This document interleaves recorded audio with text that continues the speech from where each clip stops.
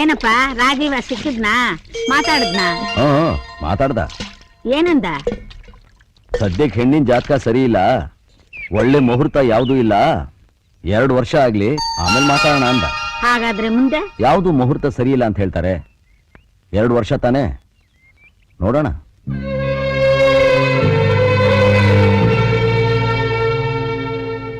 ಅಣ್ಣ, ಏನಪ್ಪ ಅಲ್ಲಿ ಯಾರಾದ್ರೂ ನಿಮ್ಗೆ ಅವಮಾನ ಮಾಡಿದ್ರಾ? ಚೇಚೆ, ಹಾಗೆಲ್ಲ ಏನೂ ಇಲ್ಲ. ಯಾಕೆ ಕೇಳ್ತಿದ್ಯಾ?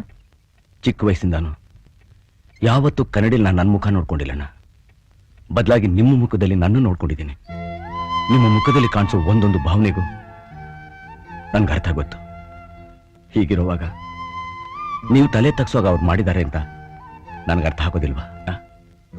ನಿಮಗೆ ಅವಮಾನ ಮಾಡಿರೋ ಮನೆಯಿಂದ ಬರೋ ಹೆಣ್ಣು ಈ ಜನ್ಮ ಅಲ್ಲ, 100 ಜನ್ಮ ಆದ್ರೂ ನನಗೆ ಬೇಕಾಗಿಲ್ಲಣ್ಣ, ನನಗೆ ಬೇಕಾಗಿಲ್ಲ.